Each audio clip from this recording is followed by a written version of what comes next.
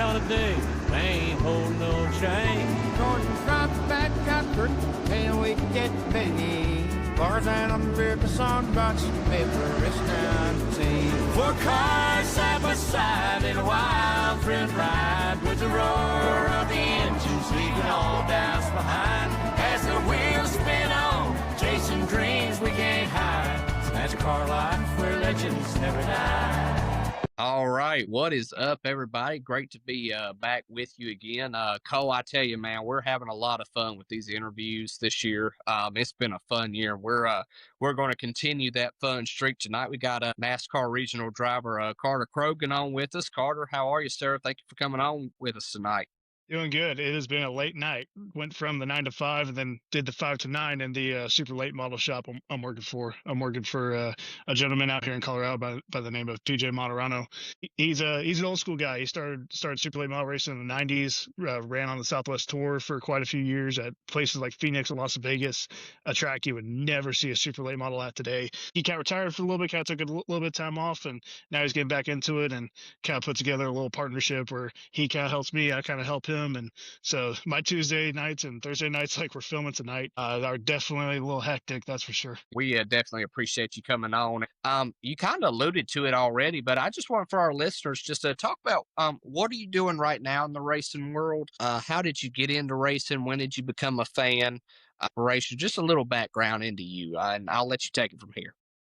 So I do not come from a racing family. In fact, I did not learn until he had actually passed away in 2021. My grandfather raced USAC Midwest Tour back when USAC had an asphalt division, way back in the day before my mother was even born on my mother's side. And grew up in Houston, Texas. Not really a big racing town. There's a lot of street racing. There's some dirt stuff. There's not a lot of oval stuff, especially nowadays because they got really destroyed by the 2008 financial crisis, and all the asphalt tracks except for one basically shut down in that town. Don't really know how I got into it. The story that my father tells me is that he was flipping through the TV channels on a Sunday afternoon.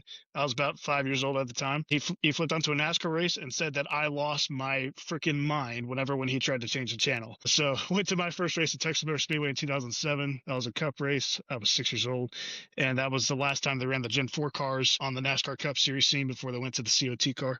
Always really just enjoyed watching it when I was a kid. Didn't really know how to get into it. My family didn't really know either. I had an opportunity to kind of race in local karts and stuff like that. And then I was a gamer kid. My escape was video games and all the NASCAR games that had them. When I started getting into high school, I started questioning, is there a way I could get into this? I actually found a way to volunteer for an ARCA team, and I flew up to the shop, and I won't necessarily name them. They were a great group, but I had a personal conflict with one of them. First time I started going to the track, first time I started seeing some high level competition, just trial by fire, trying to drink out of a fire hose, just learning information from nothing to something. I thought that maybe learn a little bit about trying to work on my own cars, family cars, was going to help me. It wasn't even close. Definitely opened my eyes to finding a way to at least start exploring this. So enjoyed that. Flew back home and was finished up my senior year in high school. And then Roper Racing actually opened up. The truck series team, the 04 truck with Corey Roper. They're out of Baytown on the east side of Houston. And I lived about an hour away in the Rayford Spring area. Started driving down there every day, working 10, 12-hour days, 6 days a week. I didn't take a paycheck. I just wanted to learn, and that's why I told the crew chief who was working there at the time. I learned how to build body panels, crush panels, doing a lot of fab with that, learning how to do paint on the bodies. A little bit of mechanical stuff, nothing too major. The 04 team, a lot of people don't know this, but that was basically a lot of the remains of Brad Keselowski's truck team that Corey had bought. That was pretty cool. I worked there for a whole summertime. I had actually quit a job that I was doing just to go do that full time. I went from making a paycheck to doing nothing. Just kind of shows the dedication I had to it. It got to a point where it's like, okay, I either need to figure out what I'm going to do with my life, whether I'm going to college, if I'm going to try to pursue this, go to, I think it's called University of Northern Ohio, which is kind of like a NASCAR feeder program for mechanics and educators. I started asking around, like, is there something I could do? And I had an opportunity to move to Charlotte to work for a team, but basically there was no guarantee if I could get a paycheck or not. And, single bedroom apartment at the time in 2019 was like $800 a month in downtown Charlotte. Even out in Mooresville was no different. And it's like, I'm sorry, I need a guaranteed paycheck or I just got to go to school. Went to school, shelved it for a while, got my degree. went the white collar world with finance. I did my master's in it as well, and always kept track of the races. Always kind of had a little bit of fun. Always went to some races from time to time. Around 2024, I really started to get the bug again. Like, I really want to do this again. I went to a race at Kansas Speedway, and one of the ARCA drivers, Ryan Roulette, was out there. He's also a West Coast guy, grew up racing dirt, I think in the Dakotas and some other places like that. And I started talking to him that, like, man, I used to do this. I kind of miss it a lot. And he's like, well, I know someone back where you're at. I'd moved to Colorado from Texas to pursue my master's, and I'd started my career there. And he said, I know someone out by your area. I was like, really? Like, are you serious? He said, yeah. I'm a modified racer who was racing out here in what's called Grand American Modifieds. It's basically like an SK mod with a pretty beefy engine package. You don't run just 604 crates. It's pretty high duty. Even some guys can run big block style stuff. It's almost a rung once you brung sort of class. Start spotting from immediately. I went from big time of doing truck series stuff and ARCA stuff for a little bit, and now I'm in the short track world. And I was like, wait a minute, this is so much more fun. It's way less hours. It's not this crazy commitment. It's not all about just the business and how you look and are you wearing your jersey or your shirt that has a company logo on it. And these are like hometown guys, middle to upper middle class guys who spend their own money to come race. So I was hooked. It was like the same enjoyment I got out of NASCAR kind of transition to something where that it's like you can actually live out your dream. You can actually race here if you want. I did that for a little bit for basically the second half of 2024. And then I got connected with a late model racer out here by the name of Del Trantham Jr.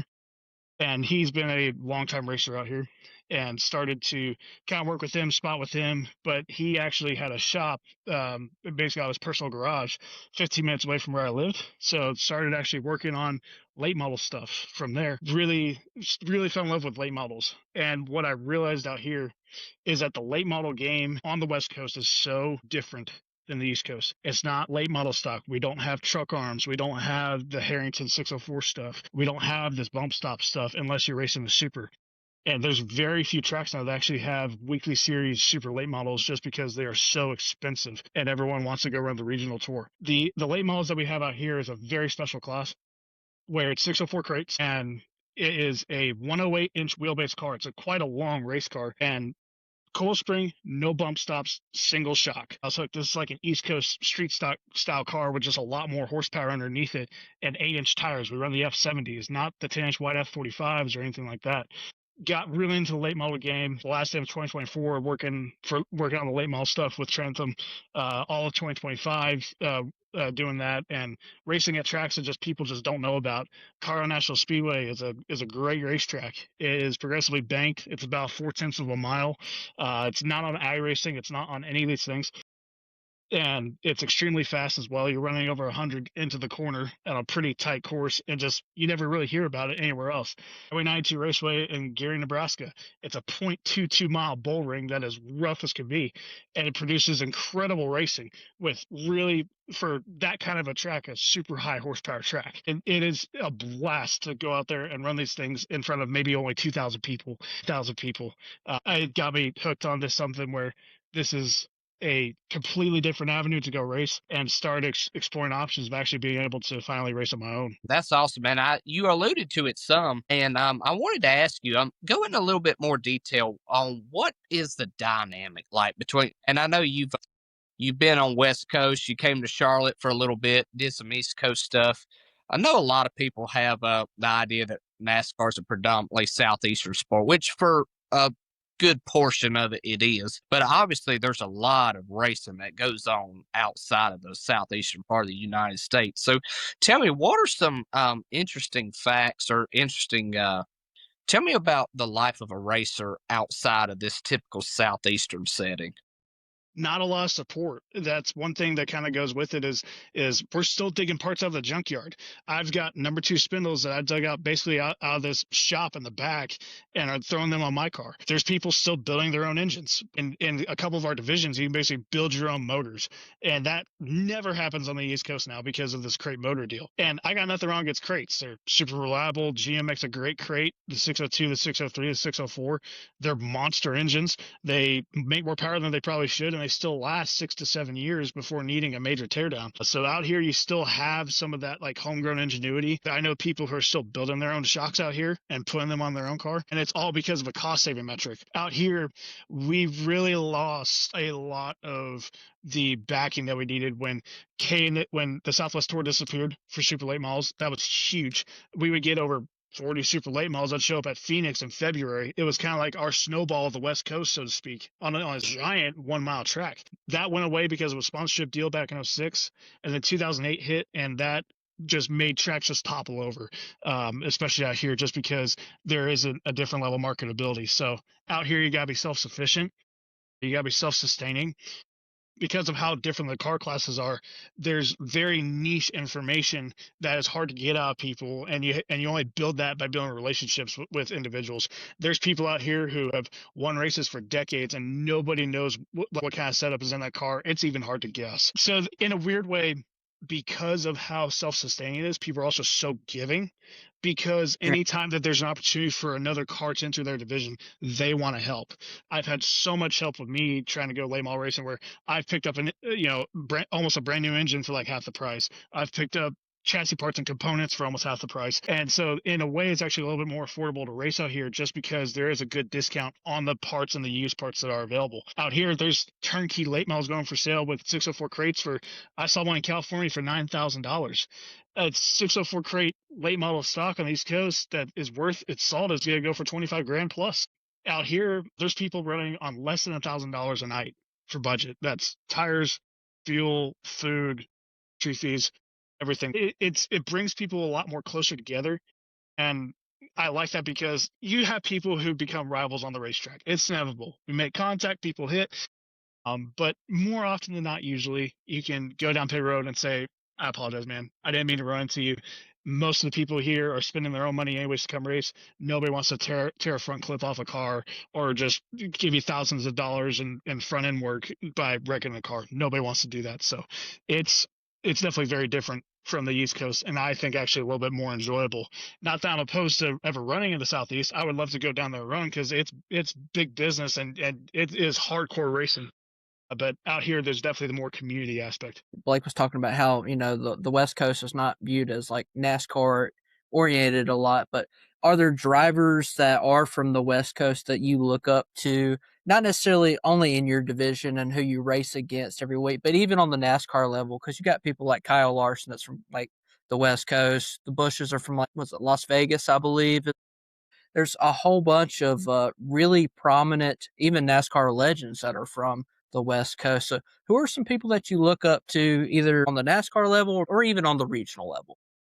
So on the NASCAR level, I've always been a big fan of Chris Buescher and the Buescher family. They're out of Prosper, Texas, which is a little town, I believe, north of Dallas. I grew up in Houston, about 3.5, 4 hours away. So it's a cool route for Texas drivers. Corey Roper, when he does race, he races less and less these days in the truck series, but he almost won that race at Daytona in 2021.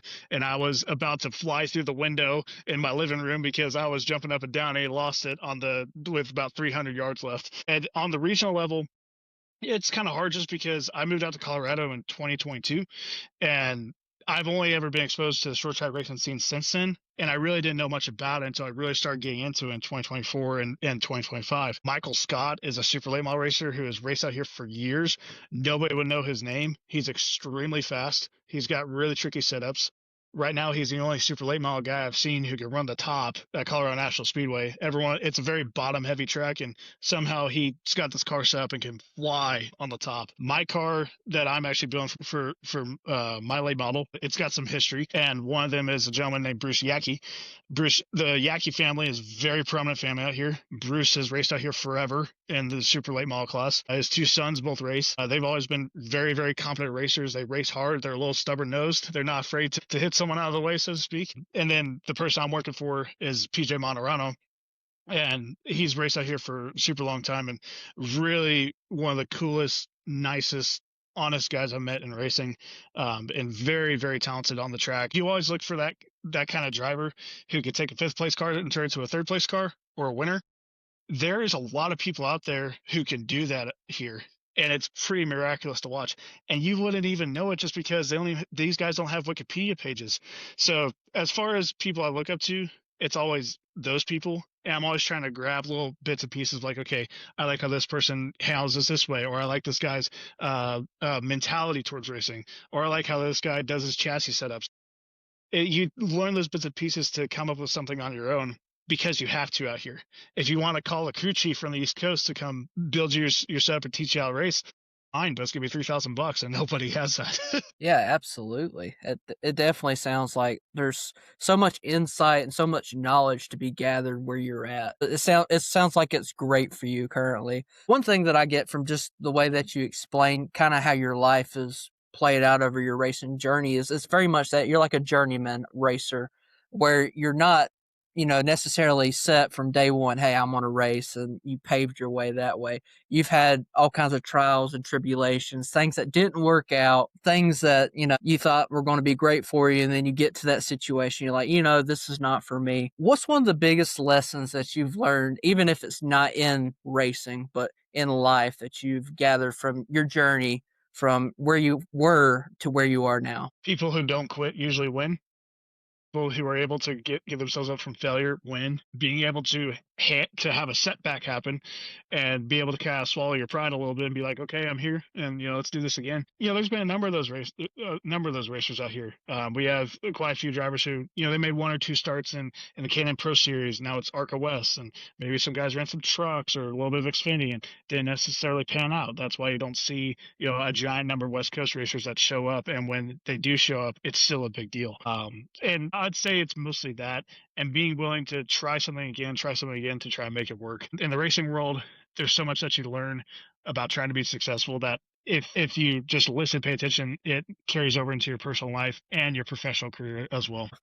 Something that I thought was super interesting. You were talking about a little bit of like the pricing dynamics where you can get cheaper on the West Coast versus what you would on the East Coast. And that brings me to a question I want to ask. A big topic in racing, I think, has always been the issue of like funding and sponsorship and partnerships. If things are cheaper out on the West Coast, does funding and sponsorships play a smaller role or a bigger role? Is it different? Touch a little bit on that. I'd be curious to know what that looks like. Sponsorships are difficult in the local series. They changed it from the NASCAR Advanced Auto Weekly Series to like this NASCAR local racing deal. They're tougher to come across just because we don't have the flow sports. We don't have a track like Hickory where that you could pack 15,000 people in on a Saturday night. We just don't necessarily have those kinds of things. So I think that in a way that has kind of kept things at like a cost ceiling that we're trying to prevent things from going too high. Sometimes the track officials, because each track gets to kind of set their own rules, so to speak. Usually they do a good job. Sometimes they kind of stab themselves in the foot with some things, but that's, I think, what's really played into it is just because there's only a handful of people here who really throw some big money at it.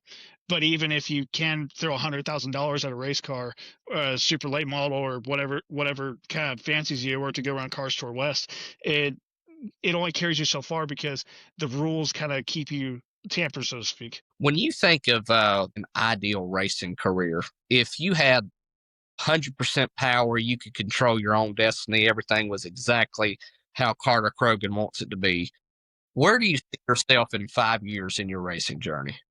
Man, I don't know. And that's the honest answer. And I'm kind of thrilled by that. I never really thought I was a racer. I started iRacing in November of 2024. Started getting pretty good at that. And I hit 3,000 iRating pretty quickly, which is top 1.5% of all oval sim racers in the world. Yeah, I've beaten real life drivers before on there and ran better than them, out qualified them, beaten them for wins. And so it shows that could be a little bit of talent there. And basically I walked myself in this situation to build a pretty good late model, basically like a late model sportsman car with the coil springs and 108 wheelbase and 604 crates for a pretty good price. And so, you know what, let's just give this a shot and see what we can do. When I was a kid, I always dreamed about trying to run ARCA or try to run trucks, somehow find my way there. And who says I couldn't? We're going to push the social media pretty hard with this program for 2026, see where the chips fall. But you can't really control your own destiny in this. It's kind of like take it day by day, almost lap after lap as a racer. If you're racing in a 60 lap main and it's lap 4, you can't be thinking about what you're going to do at lap 7. It just doesn't work like that. I think that's really important to touch on too. And I'm glad you say that because, I think your perspective you talked about there is like, I think racing, it almost seems like very in the moment right? Is just focusing in on that, and that's super important. We kind of touched on sponsorships, and that's such a growing thing, especially over here where we're from with the NASCAR level. ARCA, especially the main ARCA series, it takes so much money to be able to get behind a car, a decent quality car.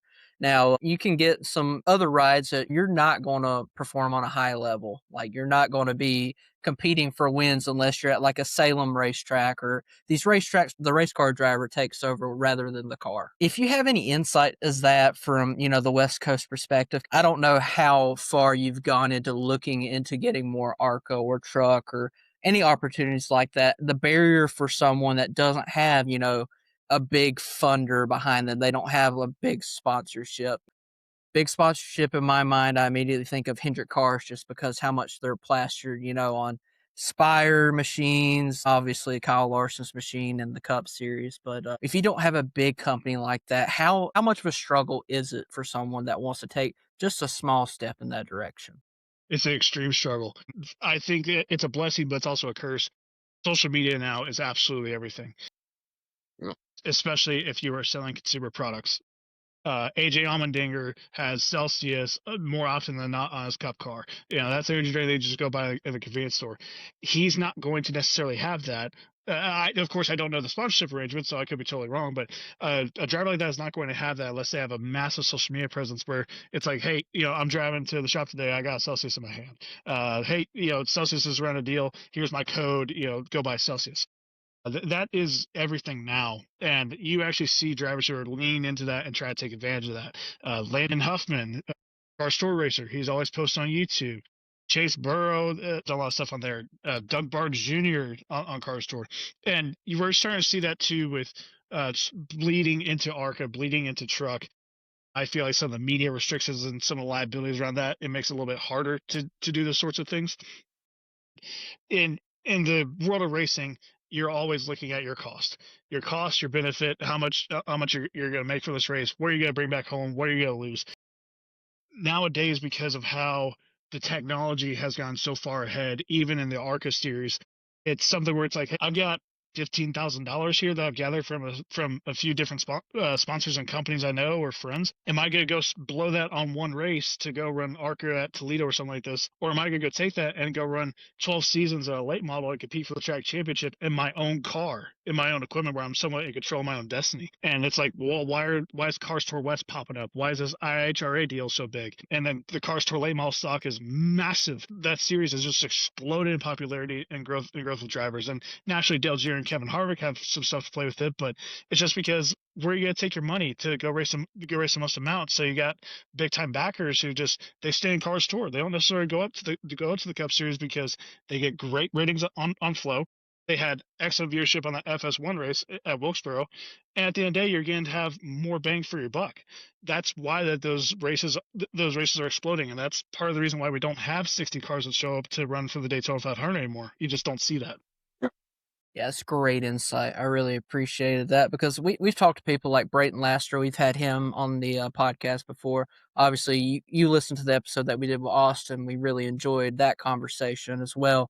You ask any driver that's on a particular level, it's just constant reaching out to people, networking, even if it's just, someone right next to the door to you, like a little pop shop is what I usually refer them to here in the South. But even if it's something like that, you got to take any opportunity that you get. Man, it sounds like you got so much in front of you, but I have immense amount of respect because rather than looking so far out, you are looking closer in and worrying about what's in front of you for not even necessarily this year, but like this month, right? You have a very grounded perspective. And I really appreciate I appreciate it because you don't see that a lot in the racing world anymore. Last year it's a little bit different this year with the new point system that NASCAR is doing, obviously. But last year they're focusing on the playoffs first race, where now the points are in consideration, but we're not like, oh, the win and you're in. It felt like that was getting away from NASCAR a little bit. Me and Blake, we've both talked about this personally, is we weren't necessarily fully against the playoff system. I think there were some things that they could have alterated where they didn't have to do what they're doing now, but we have no issue with it. I think ultimately your best racer overall throughout the year is going to be the guy that's going to be crowned the champion, which ultimately that's what you want. I grew up, my uncle drove local late models here at a dirt track, and that's what you want to see. You want to see the driver that showed up every week, that performed to the highest level. Maybe he didn't win all the races, but he showed up every week and he grinded out maybe those finishes where he qualified 12th, but he was able to maneuver his way up to third. It meant more. So it's good to see NASCAR getting back to those root ideas. I know that's more not an interview thing there. It's just me conversating, I guess. That's But the truth. Yeah, that's yeah, absolutely the truth. And talk a little bit about that sponsor deal. This actually had just came on my mind. Another thing too is that if you are able to take advantage of it, and this is also true in cup racing, business to business is major. It is absolutely major. It's like, hey, I can do this for you. Can you do this for me? And I've got a few partners. Foothill Mountain Door is a gentleman who does garage doors in downtown Denver, Colorado, and the surrounding neighborhoods. And I do him through a friend of a friend. And I bought this trailer, and I said, hey, this trailer's got some issues. Can you fix it? He fixes it a couple hours in a parking lot. I say, how much do I owe you? He says, nothing. And I'm like, okay, give me your sticker, and I'll put them on both sides of the car because you at least did something for me there. Same thing with a couple of my friends' companies, and today I actually just locked on someone who's doing my design for free. And I'm like, hey, just give me just like a little sticker of your thing and put it on there. So those kinds of things are very popular. And what you're actually starting to see now is it's going towards a business culture where people who are business owners or high level business execs who want to race, they use their companies to do those business to business transactions. I don't think it's necessarily a big threat to like dramatically increase the cost because you still have a lot of middle class guys spending their own funds. But that is that's a strategy where if you are able to do that, absolutely take advantage of it anywhere in the country, not just the West Coast. The compatibility, this is great because like there's a lot of questions I had. You've actually already answered a lot, and I love it. I know I'm just going down my list. One thing that I do want to go back to, I know you were talking about how, if I heard you correctly, you were talking about how you had some big money investors going into things like Cars Tour West and some local guys. I know you had mentioned like ARCA West, ARCA East, trucks a little bit. What do you think could be maybe done better, just in a constructive way to help kind of close the gaps on that business model it seems to have, right? Like I get it. Motorsports is always going to be different, right? It doesn't really cost a lot to play basketball. You throw a jersey, shoes. It's nowhere near paying for a motor, suspension, shocks. Like it's always going to be different. But what are some ways to close that gap? From a fan's perspective, I want to see the best drivers and the best cars, right? And I think that's what we all want. How can that be better, in your opinion? Look at just local racing and then starting with trucks and ARCA first. Local racing was basically saved by the 604 crate engine after the 2008 financial crisis because nobody had money to go build motors. The 604 crate came out basically out of spare parts out of a Corvette engine on GM shelf and said, here, this is what I got. And that was a great deal. And then in trucks and ARCA, I'm not afraid to say it, the Ilmor motor, the 396 Ilmor fuel injected engine saved ARCA and saved the trucks. ARCA series had very few car counts that were steadily dropping off since like 2008, 2014. Then they started having the Ilmor motor, and then they made some other changes where that we went from having 17 cars to actually having 20 plus cars at most races. The truck series, I think it was 2015 to 2018, 2017. I don't know if they ever had a full field of cars except for Daytona and Talladega. And that was when they were doing that 32 truck thing, not 36. If you look at 2018, when they started bringing in the Elmore engine, I think that there was a D&Q almost every single race. The trucks were able to show up. And Corey Roper personally told me this. He had said that the only reason why he could race the truck series is because of the Elmore engine, which brought their engine cost down by over a third of the cost. I want to see something like that go into Xfinity or Cup. I'm not saying that everyone has to run a spec motor. I want it to be an option. I want it to be a competitive option because with Xfinity right now, this lease motor program is getting really out of control. It's really, really hard to build your own motor and compete against these JGRs and Hendrick engine guys in the Xfinity series. And Cup series, we're already starting to see that shift because like almost all the Chevrolets get all their motors from ECR, Toyota from TRD, Ford from Roush Yates. They're already on that path anyway. So let's bring out a standardized package with a spec motor. That's going to be something that is going to be hard to do.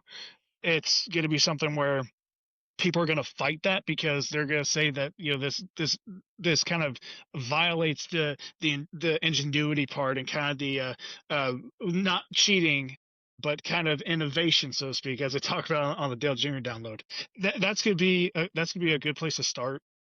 I think that some of the engineering is a little bit out of control, but I am not an engineering expert. That's something for other people to talk about. But you know, just I see it on the local racer level and how the 604 really saved a lot of stuff, and similar mentality can be taken to the Cup Series and the Xfinity Series over time. I just want to say thank you. I feel like we're talking general terms. Hey, how can we cost cut? How can we maybe do something like a cost cap or something like that? But I love how you specifically broken it down. Like, hey, 2008 was a big turning point, and I think that was for a lot of people. What specific engines did they have to go to?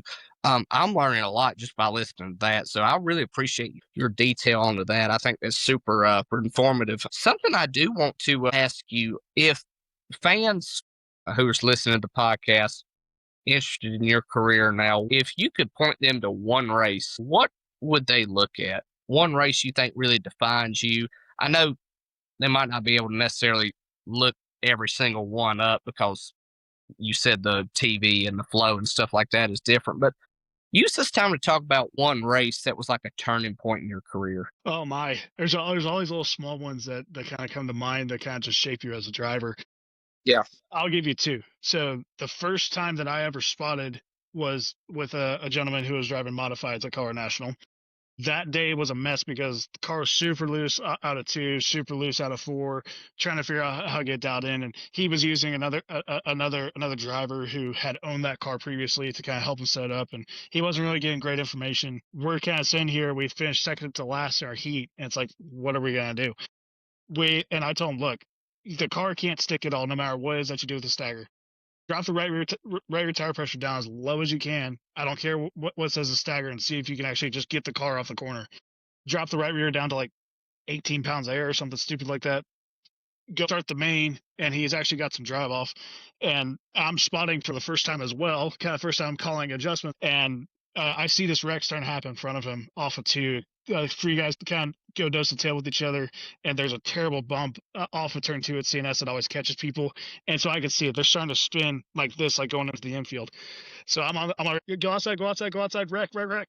He passes like 7 other modifieds there and gets to like 8th place, and caution comes out. And because of a rule at CNS, you go back to the running order the lap before, and I'm hot with the official on the tower, and I'm telling them like we're supposed to be in 8th. What are we doing? And she's like, nope, you're going back to 11th. So ended up finishing 11th, and in retrospect, that I was super proud of that because that was the best finish that guy ever had racing modifieds at Colorado National Speedway. And then another race. This is crazy. We ran in 2025 a very small track called Highway 92 Raceway outside of Gearing, Nebraska, the Scottsbluff area. This is about an hour east of Cheyenne, Wyoming, middle of nowhere. Very, very small town.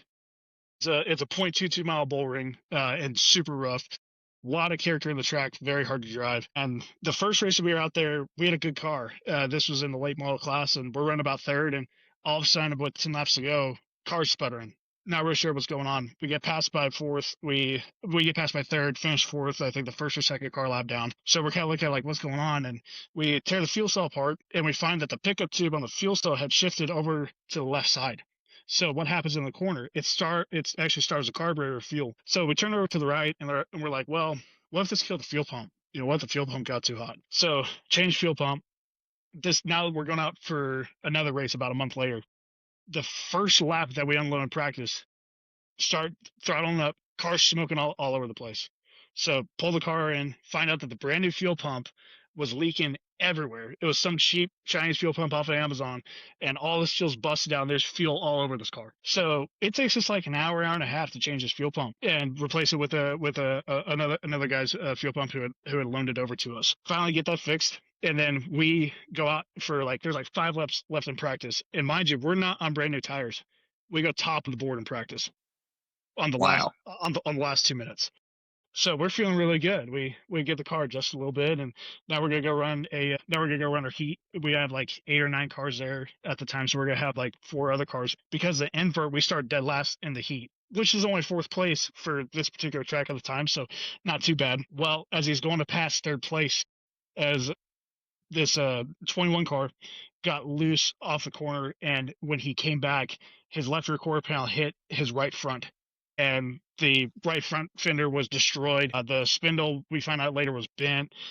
Just the tire screwed up. We got flat tire. So now we're going from finishing dead last in the heat, probably gonna start almost dead last in the main, and we got like 2 hours to be able to figure this out. So steering was bent, spindle was messed up, had to replace the wheel and tire. There's a swarm of guys now all over this car, which was super thankful, because talk about community. These other people who are helping other drivers who came and helped us out. Finally we're just like, you know what, just set the toe straight up, try to get the steering as straight as possible. I think we bent a shock, so then we changed to another shock, and then go into the main and fly through like 8 other cars, get to second place, running pretty good. Car gets a little tight at the end, end up finishing third. And mind you, we did not have a right front fender. There was no spares anywhere. I was pretty proud of that, because it was like highest high, lowest low, highest high, lowest low, and it was like, wow, you can actually survive that and do okay and come away with actually what happens is that we did finish second, because on the last lap, our teammate is running in front of us, a guy by the name of Kyle Morse, and Kyle's got a right rear tire going down. So this other car's catching him, and it's on the last lap, and on the backstretch, sends a bonsai move, drops off the left side tires in the grass, slides up into him in the middle of 3 and 4, hits him, spins the 7 car. This guy wins the race. Well, they DQ him, send him back to third. Kyle Morse gets the victory. We finished second without a right front fender. It was ridiculous. It was the craziest night of racing I ever had.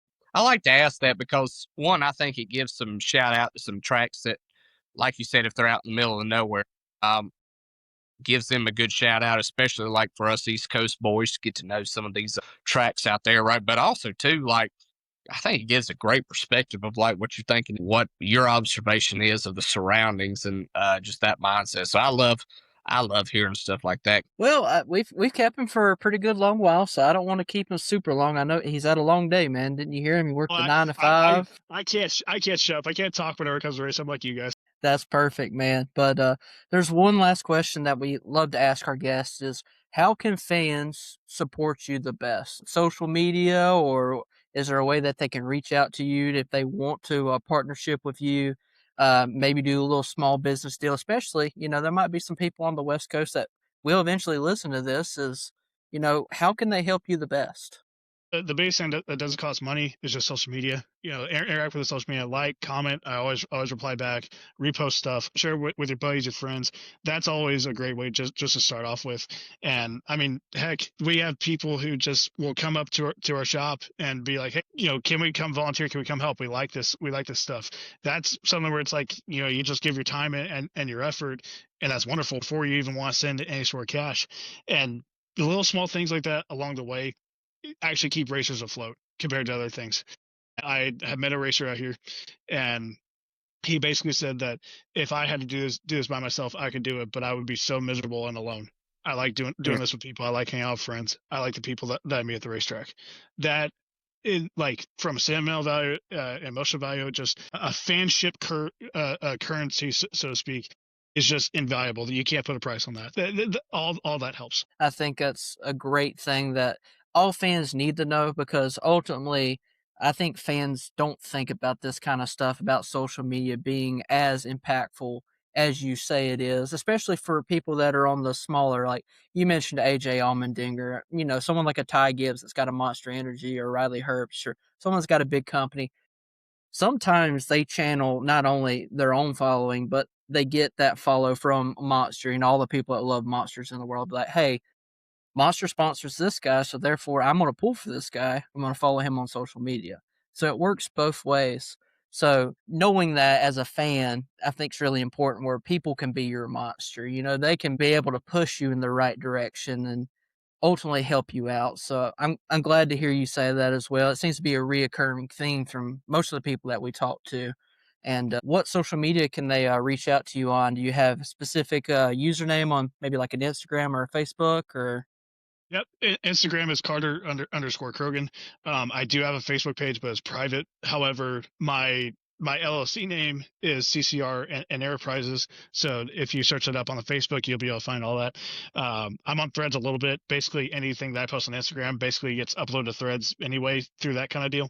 And the YouTube's going to be coming. I've got GoPros laying around and some mounts. Actually, it should be back behind my chair, I believe. And that's all going to go on the race car. We're going to get pretty busy with some YouTube stuff this year. See where it goes. Not sure what the YouTube's going to be. I'm guessing it's probably going to be CCR, but I'm not sure yet.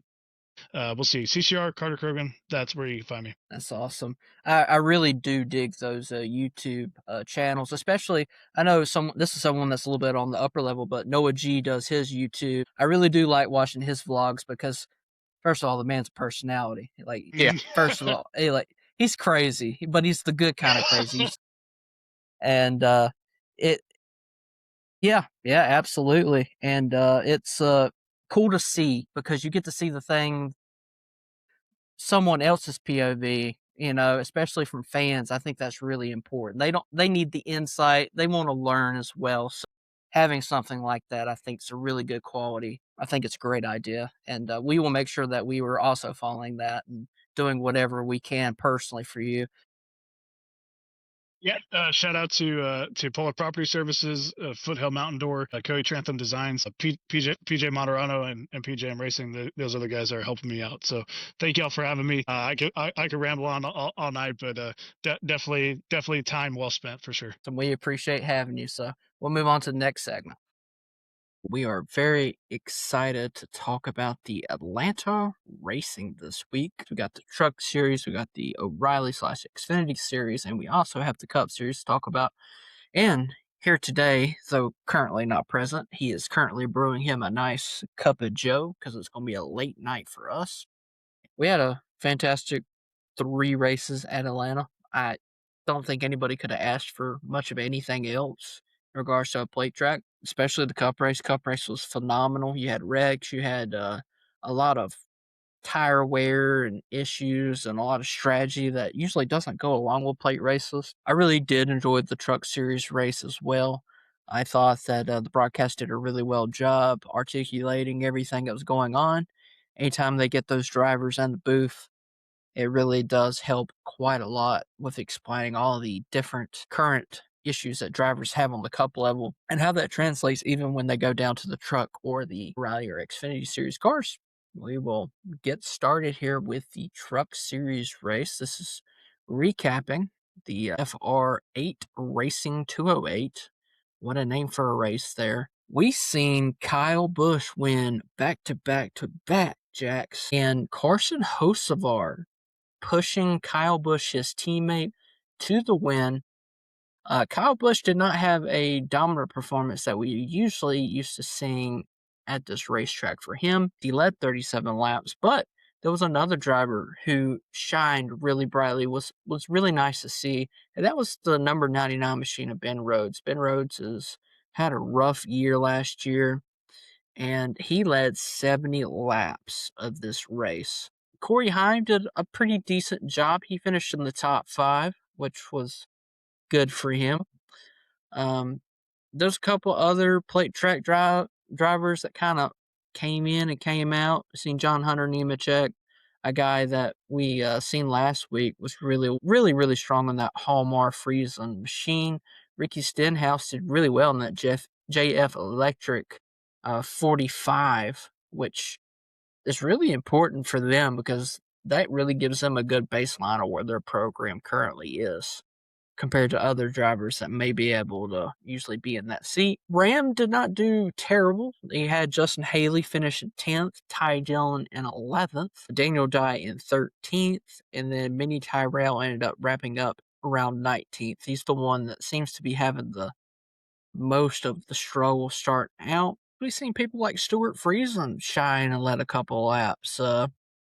We knew Corey Heim was going to be a guy that we could probably expect to make his way up forward, but also Jake Garcia led 2 laps and did really well overall, finished in stage 2, finished 4th. So there's a lot of headlines that we can sit here and talk about, but one thing that comes to my mind here, Lane Riggs was a guy that we had circled right off the bat, and as someone that we would consider to be, a top contender for the Truck Series points. Given that he's not a really good plate truck driver most of the time. He's just had a tough start. But just in regards to that, the start of the season for Lane Riggs, especially with the trajectory that we were expecting, given that Corey Heim he's moved up essentially, quote unquote, with these part-time starts for our Rally Series and Cup races. We expected Lane Riggs to kind of fill that slot, but we've not seen that yet, and that's mainly because just front row, you wouldn't expect to be a high-tier plate track driving team, but who won Daytona? Fellow teammate Chandler Smith. So I throw this to Lane Riggs fan here, Balaco. What's up with you guy, man? What do you think's going on in the 34 camp? Yeah, I think just to sum it up in one word, I would say just misfortune. They've had decent runs throughout the middle of the race, so I'm not too worried on speed or team chemistry or compatibility or anything like that. Just the nature of the first two tracks that are on the schedule. It's just very conducive to misfortune sometimes, right? I don't think all hope is lost. It is a little bit of a slump to get out of points wise, right? But they weren't running bad the last couple weeks. They had some speed at Daytona, mixing in the top 10 at Atlanta. I don't think it's a speed problem or anything like that, right? I think it's just misfortune. Had a tire problems, I believe, at EchoPark this past week. And like you saw, like as the leaders are coming across the line, you see like somebody's tire is coming off the truck, right? And that just so happened to be Lane Riggs' truck, right? So, yeah, tons of misfortune. But now that we're getting to tracks that I believe are more conducive for Lane's driving style, I think is fair to say, you should start to see that trajectory take place, right? Because with it being a road course, it's going to obviously be driver skill there, assuming nothing goes wrong with the truck.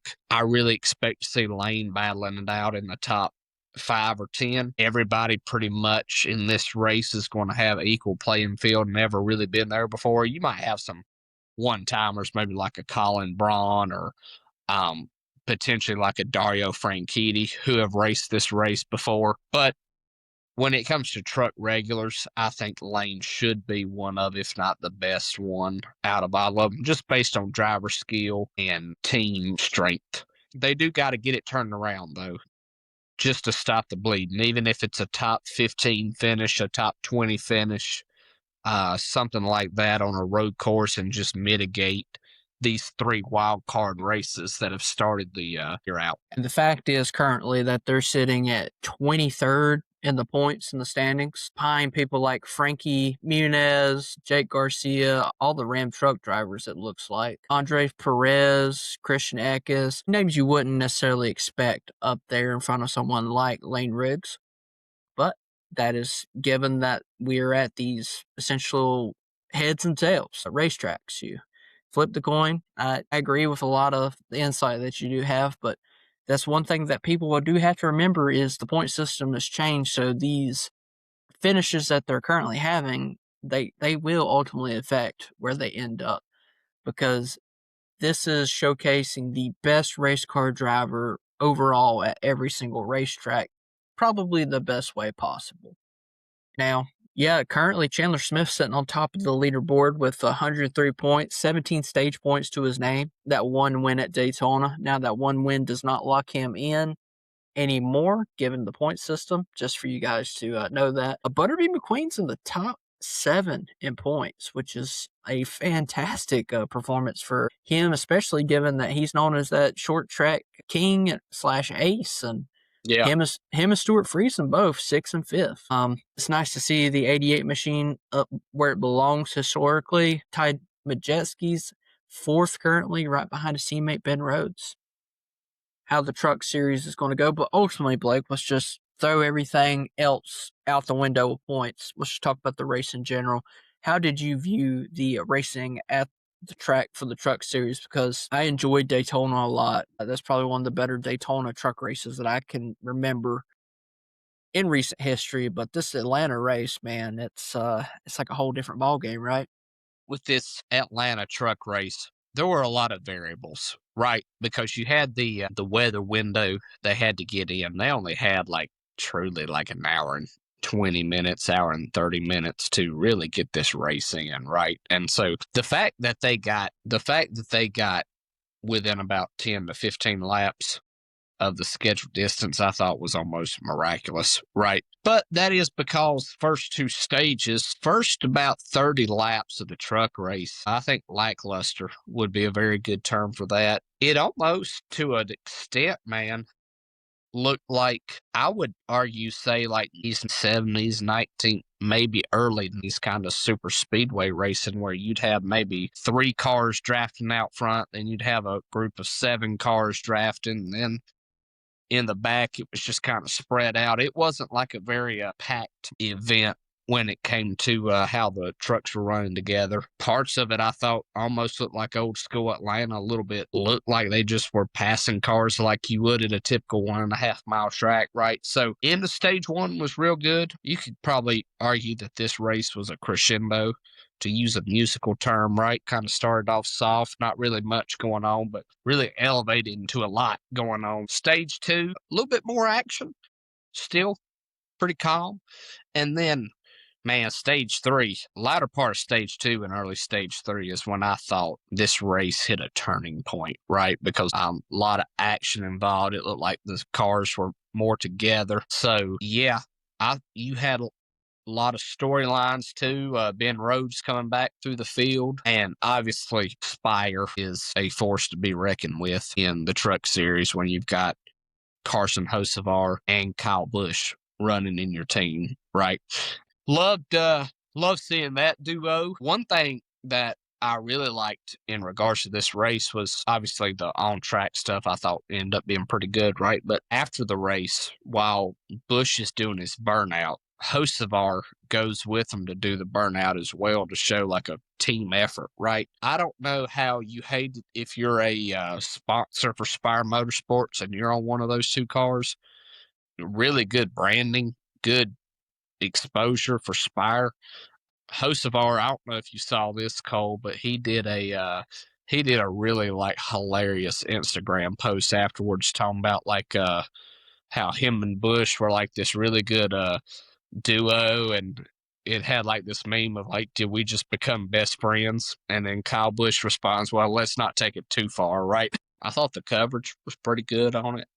They did what they could with the weather. I like that they were upfront with the fans and said, hey, look, because Fox does not have the O'Reilly Auto Parts series anymore, we have a very specific time window, and at 4:20, that's going to be last lap. And they stuck with it, right? Now, I understand if somebody didn't watch the whole race, could have, from a watching it on TV perspective, I could have gone without a few reminders on that they were stopping it at 4:20. I thought that was reiterated a bit much. For those who watched the whole race, I completely get if somebody who's just kind of flipping the channels looking at it, knowing that, I can understand why. I could just kind of go without that many reminders, but I'm sure there's a reason for it. I thought it was a perfect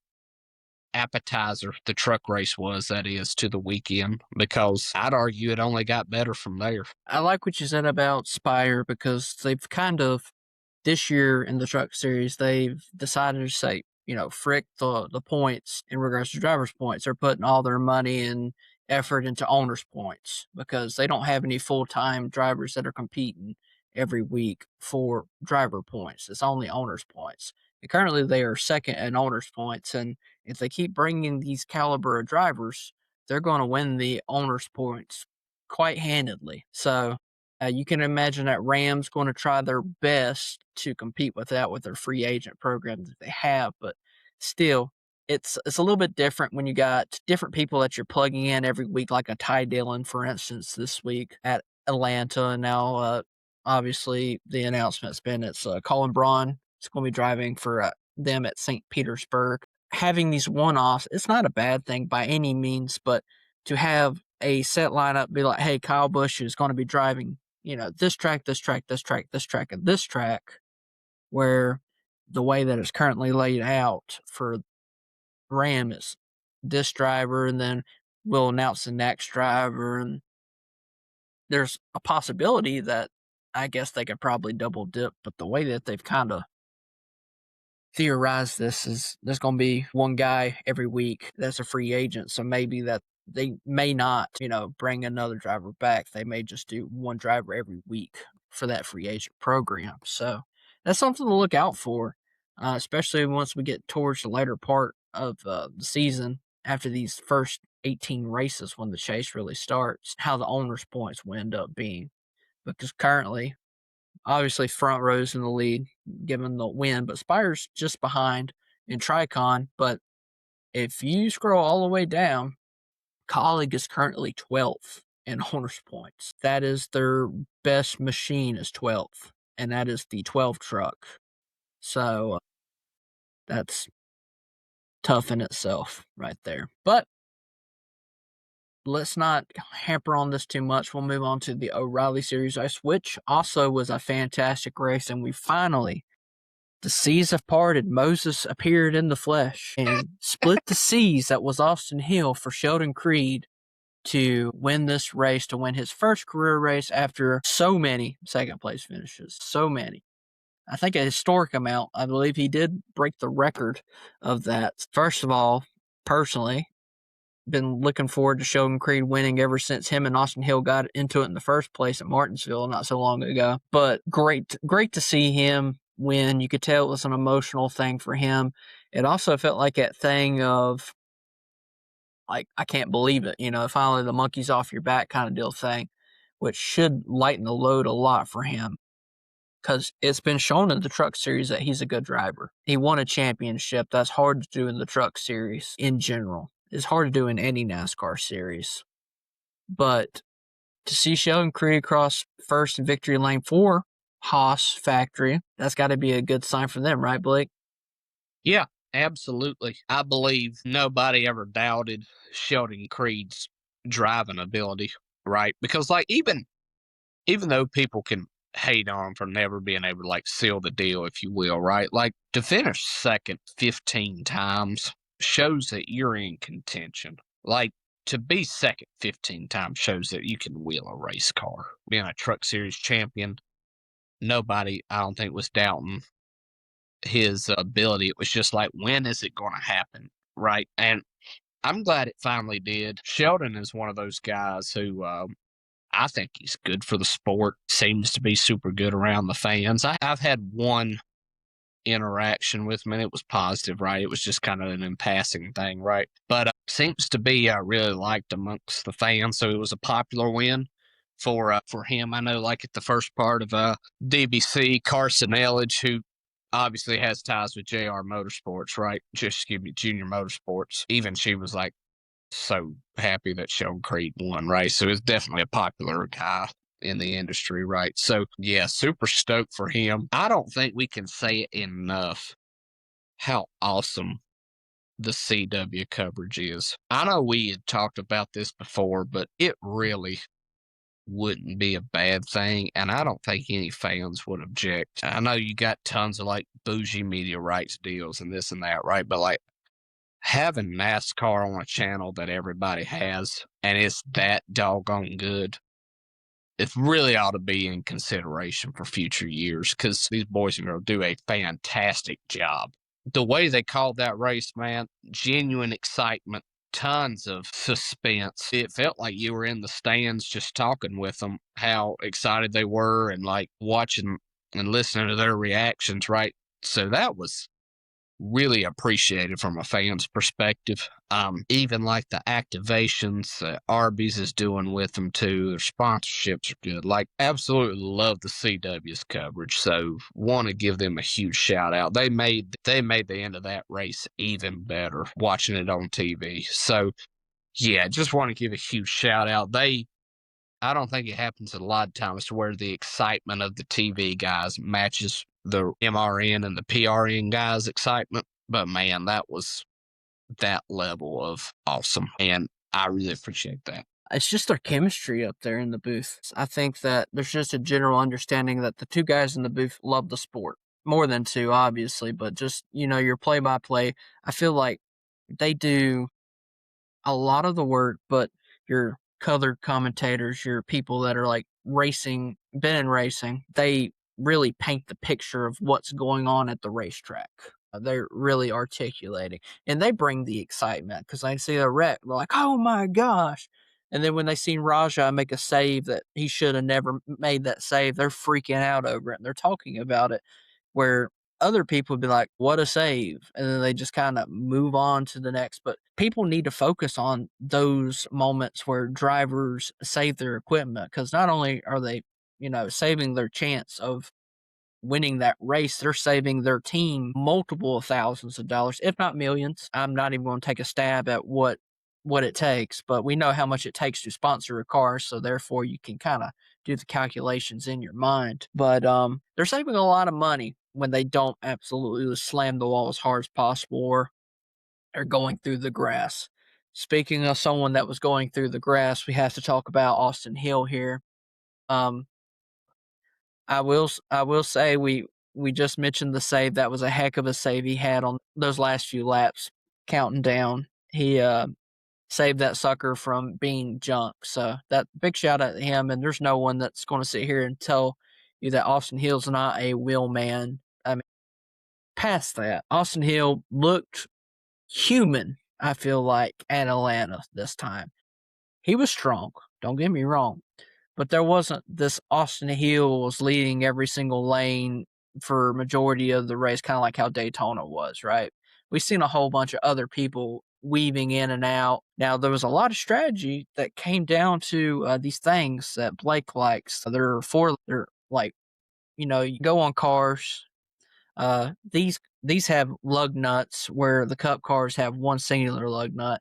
Tires mattered in all three series, but it really felt like this Xfinity series kind of showcased it really well because we had multiple issues with tires where people were not conserving enough, and then they had to decide, hey, am I going in for gas, or am I getting two tires, or am I, taking the shot in the leg and getting four tires and know that I'll be able to control my car better when I get back up to the front. Yeah, there's a lot of factors to that. I think they repaved the track where the asphalt would wear out a lot quicker than what a repave would have been like when you and I were growing up watching NASCAR. Those things used to not wear out for 10 to 15 years, it felt like, right? And so, truly, you see this as a fact. Like back in the day where super speedway racing, where I would say was at its like peak, right? That's because handling was a big factor, right?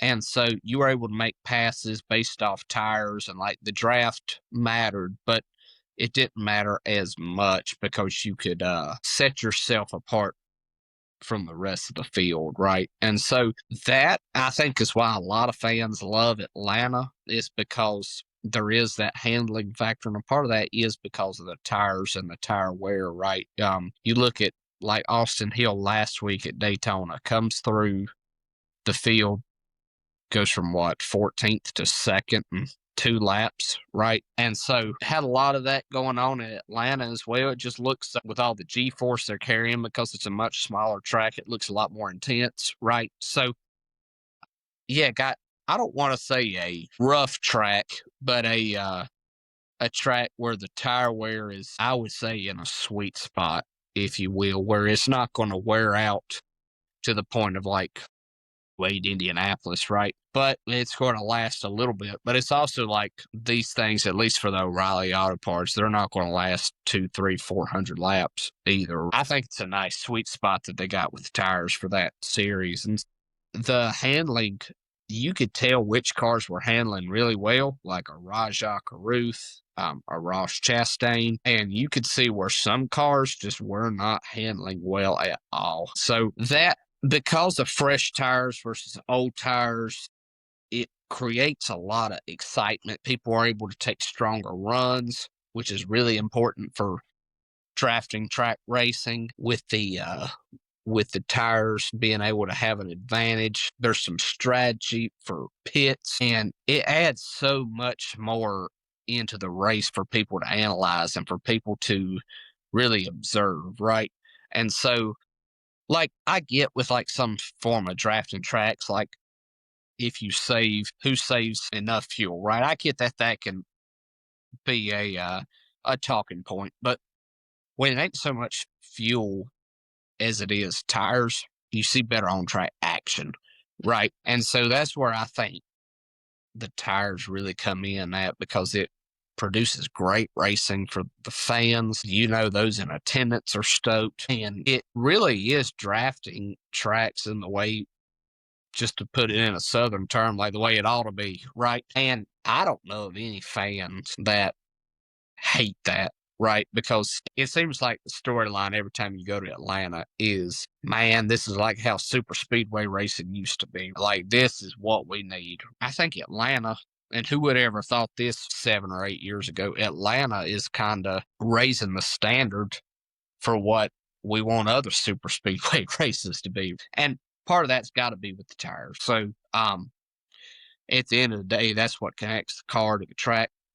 And it made for a good show, for sure. I know I mentioned Austin Hill. Obviously, he did leave. He did lead most laps, but when I say that, he only led 34, 163 laps. Now that does not seem like a small number, but compared to the way that Austin Hill is on plate tracks, he's usually like 120 of 163 laps. But we have people like Sam Mayer, Raja, Ross Chastain. I believe Taylor Gray led like 2 laps. Jesse Love led 31 laps. Sheldon Creed led 17 laps, so it's not like he just came out of nowhere to win that race. There was a lot of position swapping throughout the race. A couple people that come to mind that I'd like to shout out, that obviously we're excited about Sheldon Creed winning, and I guess we kind of have to talk about the contact, but I feel like all is fair at this point. Ross kind of summed it up nicely. Austin summed it up pretty much as best as he could, as as anybody can, that was going to win the race till you got wrecked. You're going to be a little bit upset about it, obviously. Sure. From my perspective, and this comes from someone that's excited to see Sheldon Creed win, is Sheldon Creed either bumped Ross Chastain or he got a push in the back that forced him to push Ross slightly out of the groove, which kind of forced Ross to make that decision of going to the bottom and trying to make the move on Austin Hill. Austin Hill obviously blocked it, and that's kind of what occurred with that contact. People to shout out, obviously, Viking Motorsports showing off strong so far this year. Second place finish for them in that 99 machine.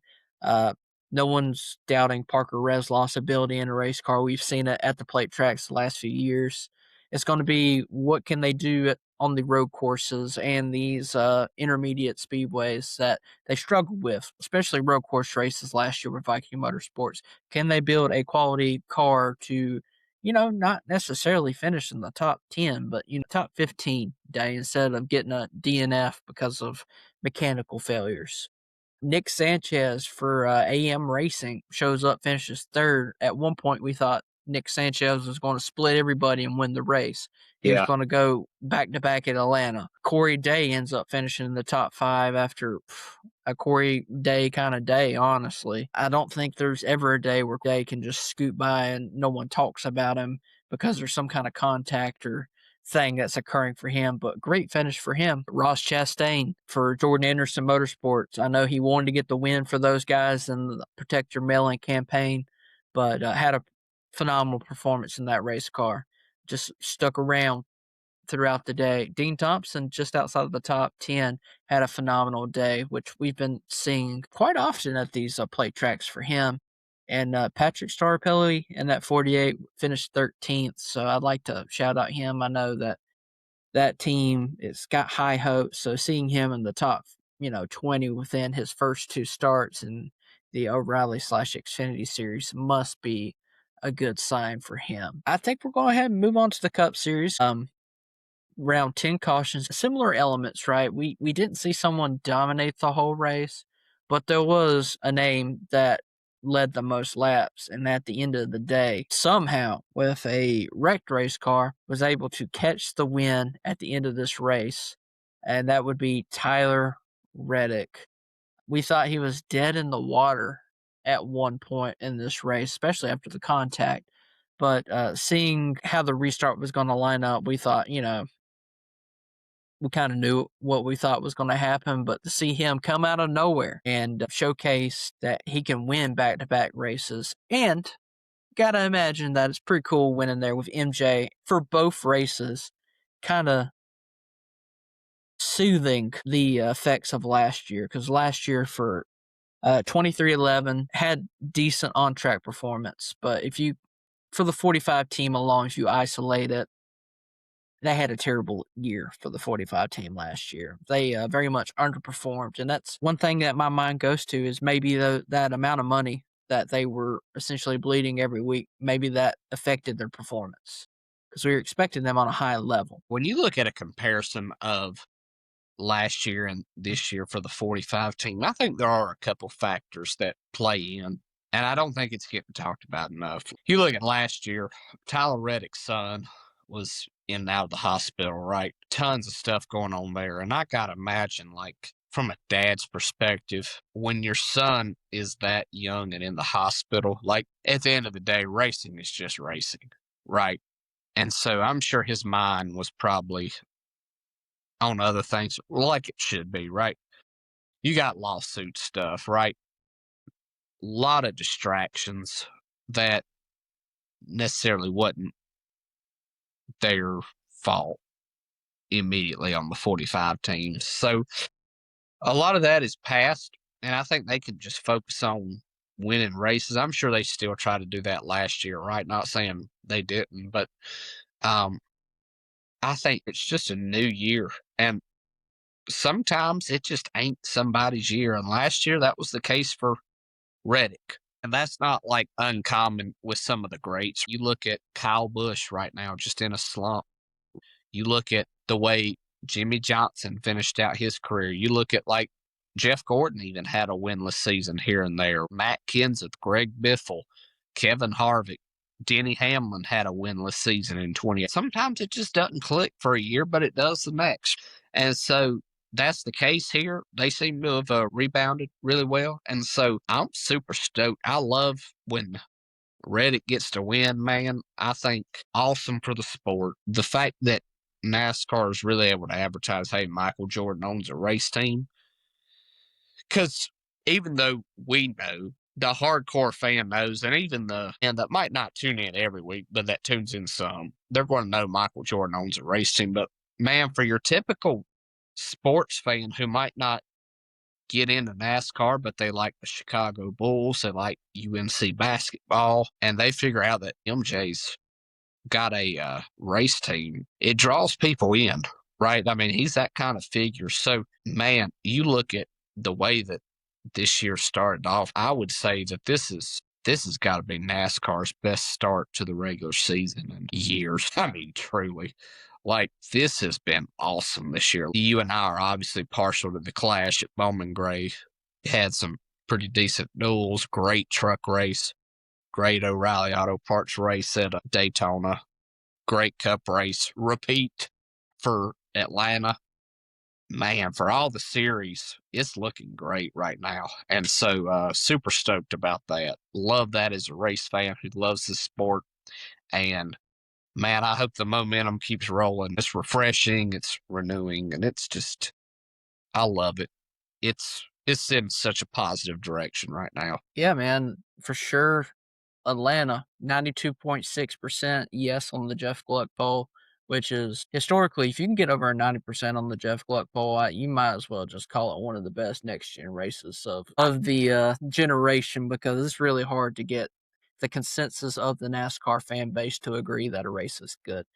Probably that 7.4%, probably split in half Majority of those is probably either Kyle Larson fans upset about what's going on, and probably Christopher Bale fans that were upset how the finish ended up. So yeah, I think that the race historically was, a great Atlanta race. A lot of people like to talk about the Daniel Suarez finish and him winning Atlanta. That was a good race, but these kind of races I really like, because it's not necessarily a finish that makes the race. It's just the racing throughout the entirety of the race is consistently good. You have a lot of good strategy, a lot of good things going on, explaining how everything's going, to the tires, the gas mileage, to everything. It's really fun to watch. It keeps your attention. And then if you are able to button it all up with a good ending, a solid ending, even if there's some people upset, it seems Atlanta, since the inception of this new configuration, they've had no issue with having a good finish to a race. Probably the most flat finish to an Atlanta race was probably the spring of last year, when you had to end under caution and they had to determine, did Carson Hocevar win, did Kyle Larson win, or Christopher Bell win? And it ended up being Bell that ended up winning the race.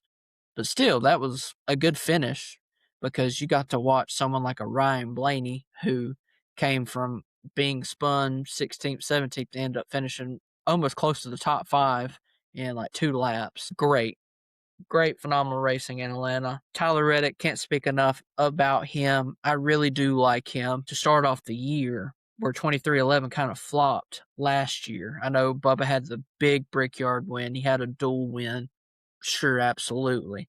But to start off with a crown jewel right off the bat, Michael Jordan's there, he's present, like Blake mentioned, and then back it up at Atlanta, back-to-back weeks, which hasn't been done quite often in NASCAR history. That's big. That's big for the sport. But when you can get a 90-some% with someone like Tyler Reddick winning, that's a good sign, because, if you expect like a Chase Elliott winning or something, 90s, absolutely. Yeah. Kind of expect it. A Larson winning, 90s, 80s, expect it. You get a Denny Hamlin winning and you get a 70, that's pretty good for Denny Hamlin standards, compared to, especially looking back the last few years. I know this year is obviously a different arc for him, and everybody's wishing him success overall. But yeah, I think Atlanta produces great racing, and it's not one of those gimmick kind of racing either. It's a great racetrack, even though they've changed the old format. People might get upset by the alterations, but there's no way that you can argue that this is not top 3 racetracks on the schedule at this current point. Just by, you look from truck to cup racing, week in to week out when they go there, no issues throughout the whole thing. So yeah, I'm excited to see how the fall race works out for Atlanta. I'm sure it's going to be an absolute banger, as it always is. Yeah, so, and Tyler Reddick, back to him. I know it's a long circle here, but he drove for JRM, so I always support anybody that drives for Junior, given that I was a Junior fan for so many years. It's always nice to see one of those alumni end up winning a race or being successful on a different level. Blake, buddy, I want to talk about the broadcast here a little bit. Now, we praised CW and talked about how well they did in their broadcast. Now, Fox did a decent job. Obviously, criticized their timer, their clock, when we're talking about the Truck Series race, just because they mentioned it like especially at the finish, it was like every 2 minutes, like, oh, the clock is winding down, it's winding down. We're like, yes, we know it's winding down. It's literally right there on the lower right. And then why do you take the timer off and on the screen? Like the flop, leave it there. If someone sees it there, they're like, oh, there's a timer there. Why is the timer there? Then when they reiterate, hey, there's a timer, because they're like, oh, yeah, that makes sense. Yeah. But what about the cup coverage? Because obviously we felt like the Daytona 500 was a really well done race, and it seemed like Mike Joy had that energy that he had back in his prime. I think he's just excited about the state of the sport. Maybe last year, maybe for him personally, where he's a little bit more interwoven to everyone on the back end of NASCAR. It must have been tough to deal with the lawsuit and then go into the booth and kind of be positive about the sport. How did you feel like the broadcast did at Atlanta to back up the Daytona 500? Yeah. I'll just be transparent.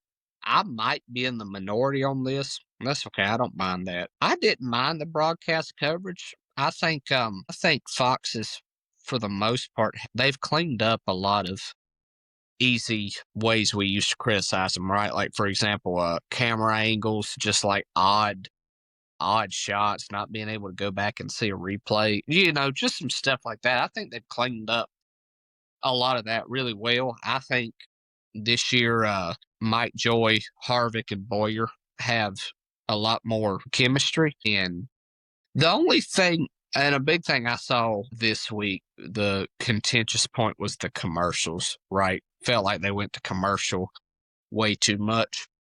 Here's where I'm going to disagree. All right. I appreciated the fact that they had it side by side. Okay. So, like, did we miss anything?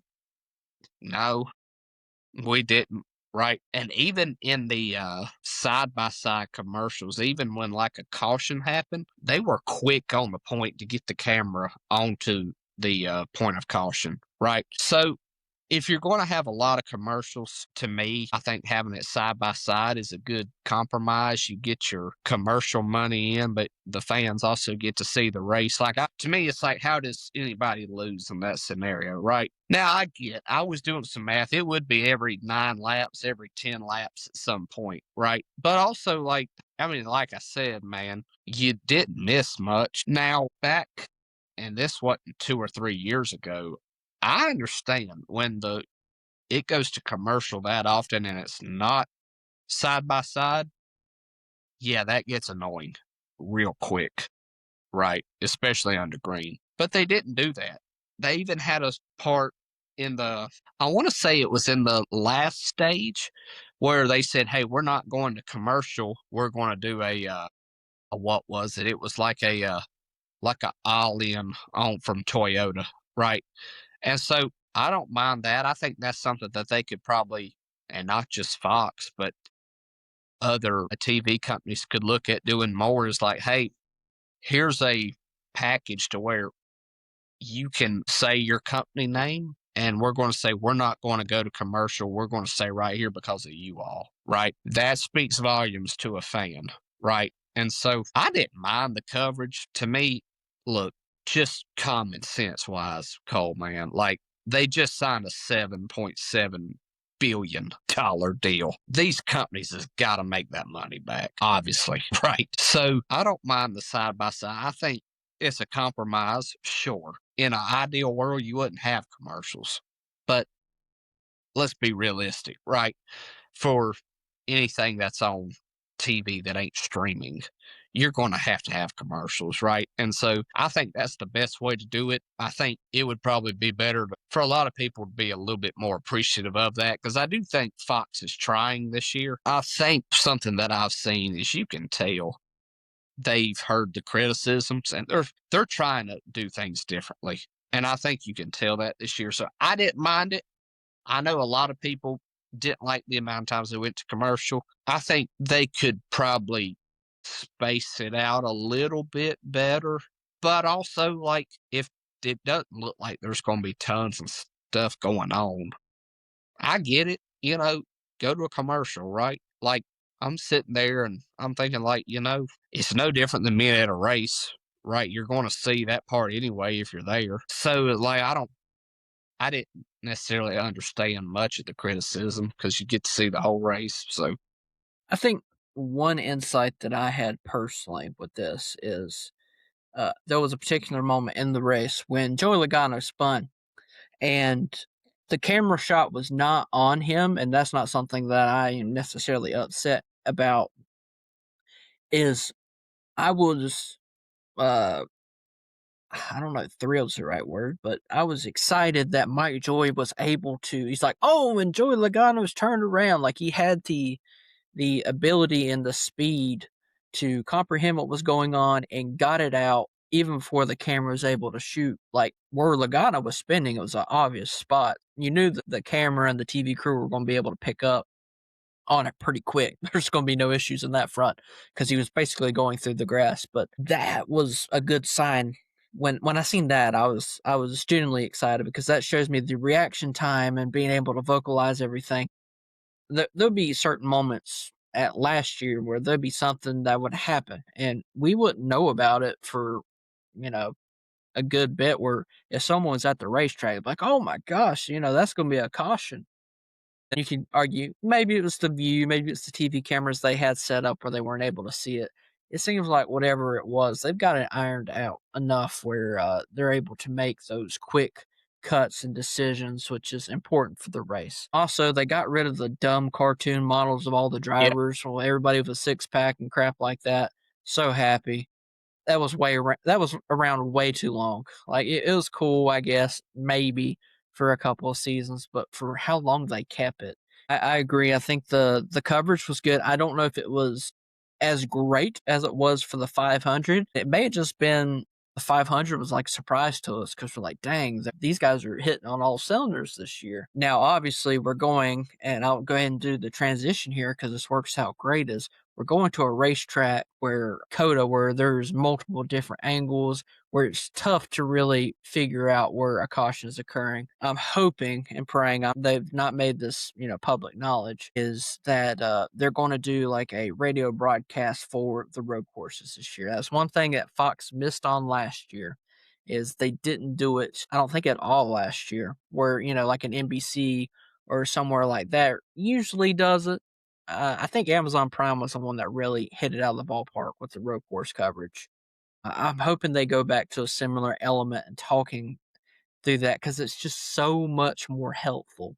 Because when you got multiple people looking over different angles personally and they're able to talk about it, they can make sure, hey, the camera needs to cut here because we got, Cody Ware into the tire barrier and wherever, and I think that's important. And I'm looking forward to that coverage, and at St. Petersburg as well. So you do have to think that the Fox assets are going to be split up. I don't know if they're going to fly people from St. Petersburg over to, do the COTA race in Texas. I would doubt it.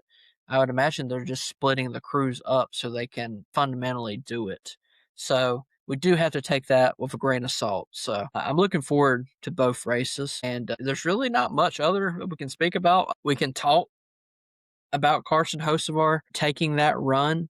I think that, obviously there's people upset about it, but this is what I say at the end of the day. If you are that race car driver and you got your first win right in front of your windshield and you see a hole open up, it was open when he seen it. Now, when he reacted, it was not there anymore, but he seen the hole. Are you not going to take the chance to be able to get that first Cup victory, which is so important to establishing your credibility in the Cup Series?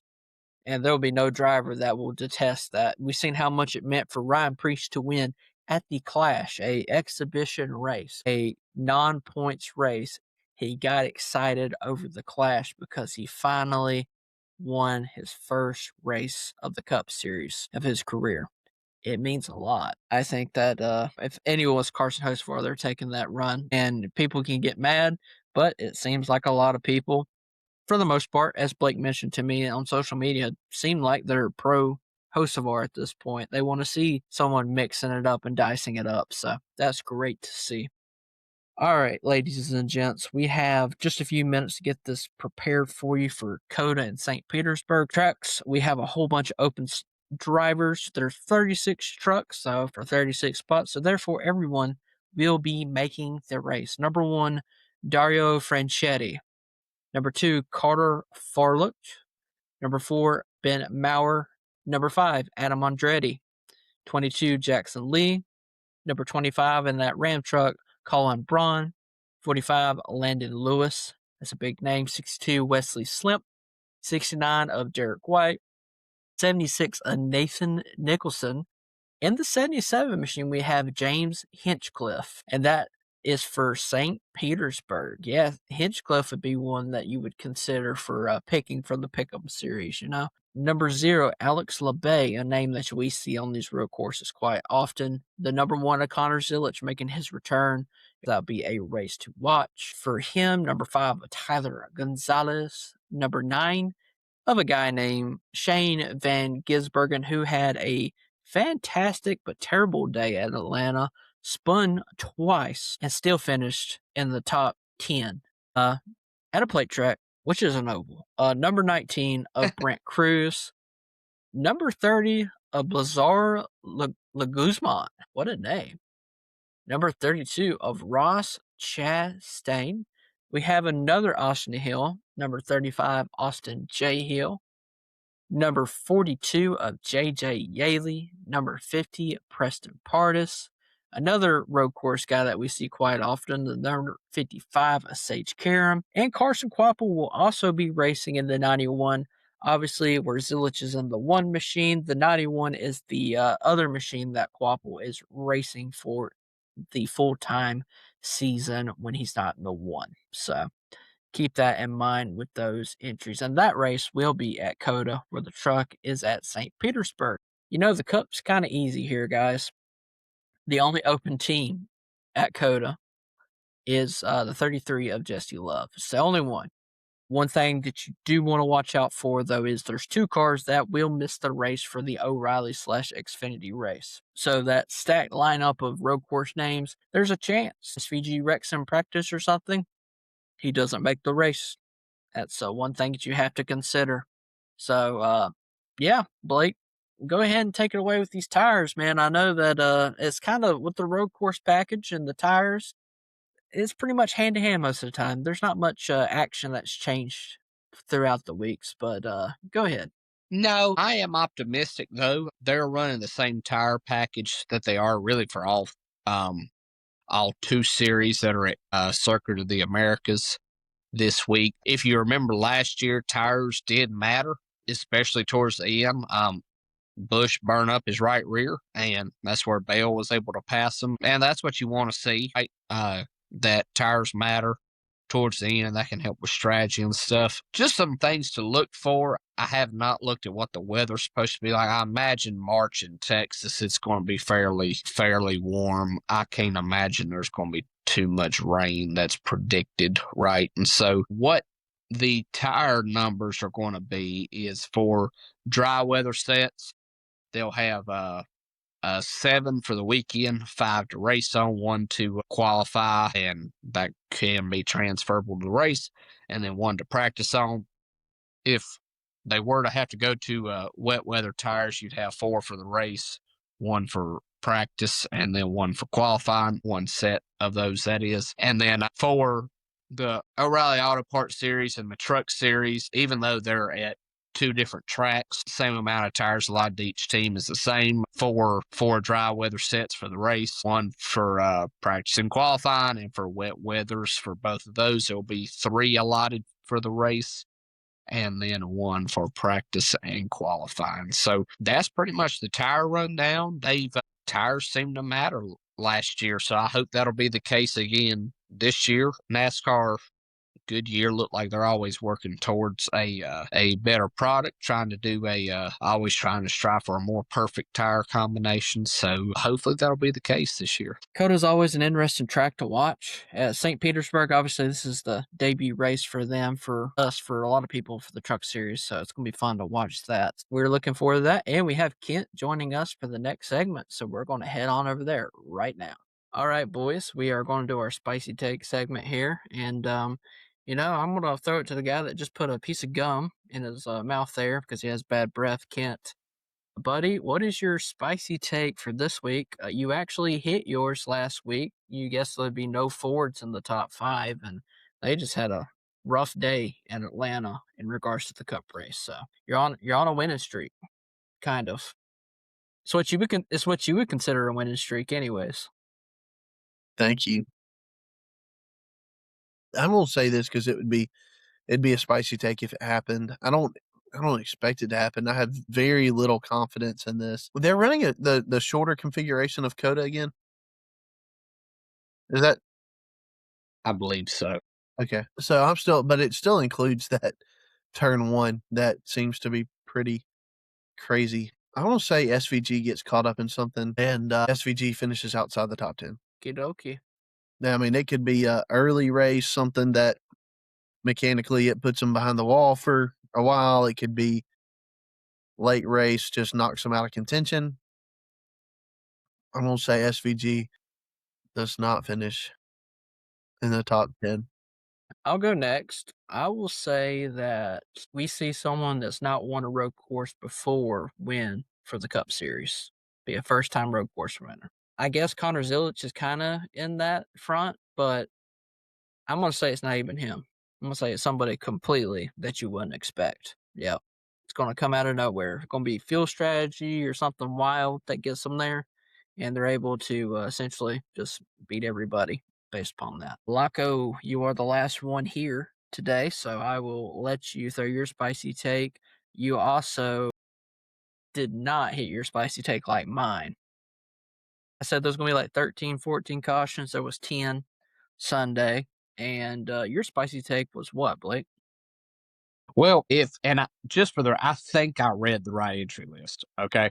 But it looked like that Garage 66 was going to be able to be in the Atlanta Cup race, right? And turns out they didn't even race. So my spicy take beforehand was that Casey Mears would get a top 10.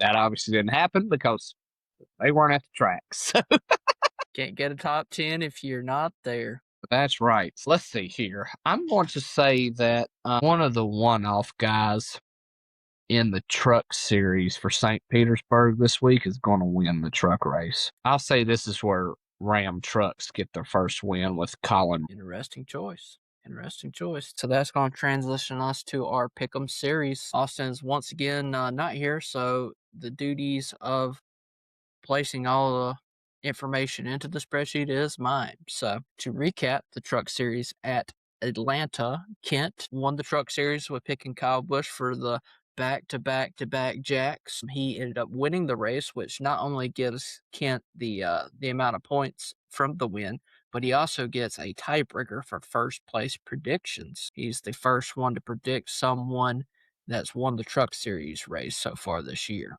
Mr. Blake came in second with Carson Hocevar, who was ever so close and decided to, instead of probably taking out Kyle Busch, he ended up helping Kyle Busch. Austin finished third with Gio Ruggiero, and of course, I finished last once again in the truck series, but I did win a stage with Corey Heim, so I got some extra points.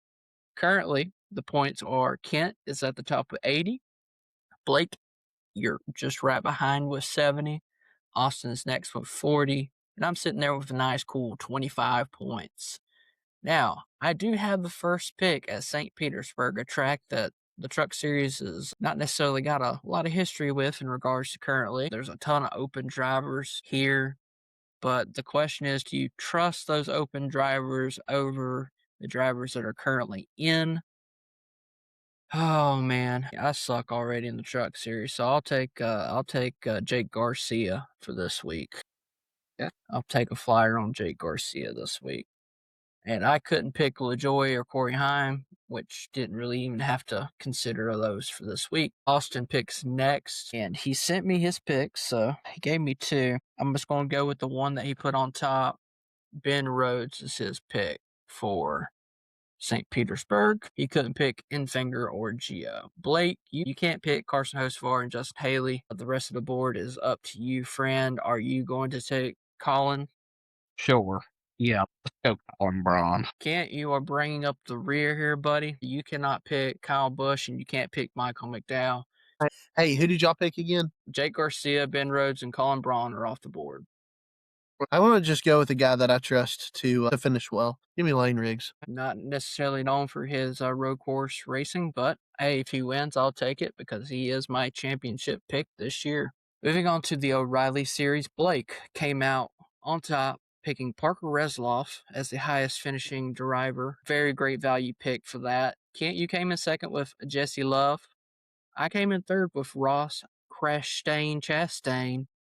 And Austin came in last with Austin Hill, which is just insane to even say that out loud. But I did call if there's two reasons that Austin Hill won't win. He's either going to have a mechanical issue or somebody's going to wreck him. And there you go.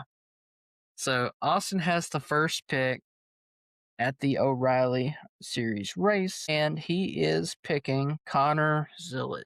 So Connor Zilic is now off the board. I come in next. Can't pick Chastain and Love. So there's a big entry list for this too. I think he wins this race. I don't think he wins the Cup race. I'll take SVG here. Alrighty, Kent, you are next, buddy.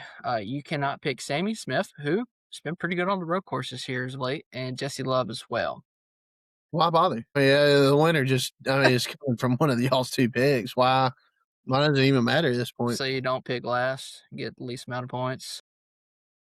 So I'm going to pick Austin Hill. And to clarify, because there are two Austin Hills in this race, the driver, the number 21, Richard Childress Racing Chevrolet.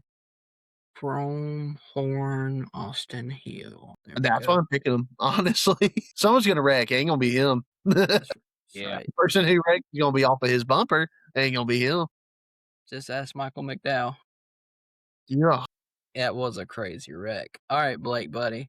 You cannot pick Justin Hill and Parker Resloff. You got a pretty good amount of options here. So, who you going to pick? If I knew he would make the race, I would go with Austin Green. But I don't know. Let's go Jesse Love. He's probably the best guy to combat these three. Just got at it right. So confirming Jesse Love. Yeah, Jesse Love. All right, that leaves Sam Mayer on the board, by the way. Really good road course racer. All righty. Blake, you are currently first in the O'Reilly series with 100 points. Kent, you're next with 65.